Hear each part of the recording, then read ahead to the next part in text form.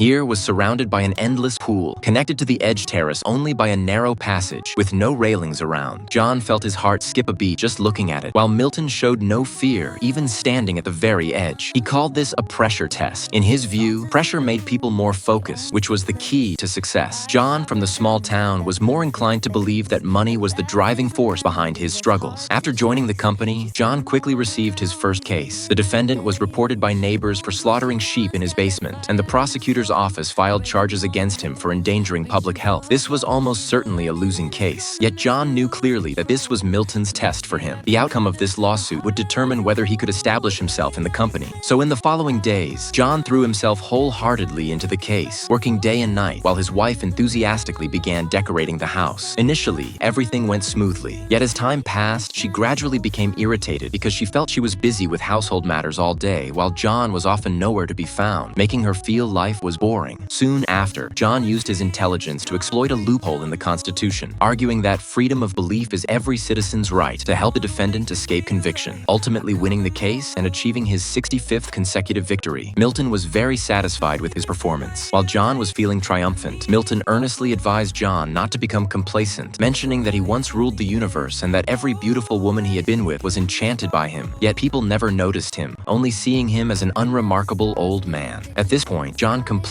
failed to understand the deeper meaning of these words. That day, John brought his wife Mary to the company banquet. Mary, attending such an event for the first time, felt timid and reminded John not to leave her alone at the banquet. Yet upon entering the banquet, John immediately forgot his promise. He encountered Carlista, the company's most beautiful woman, on the balcony. John had long been attracted to this mature and sensual woman. From his first day at the company, he had been deeply captivated, and Carlista seemed to have some interest in John as well, her words full of flirtation, which excited him greatly. Just then, Milton appeared. He spoke while making advances toward Carlista, leaving John burning with desire, yet unable to do anything. Milton was not deliberately interrupting John's opportunity, only because the company had received a major case. Just moments ago, the company's biggest client, Cullen, was charged by prosecutors with murdering his wife, stepson, and servant. For such an important case, Milton decided to have John, the newcomer, take charge. The general manager, fearing that John's rapid rise would threaten his position, suggested sending a veteran to ensure success. Yet Milton insisted against all opposition that John should handle the case. John was very grateful for his boss's recognition, unaware that this very case would tear his family apart.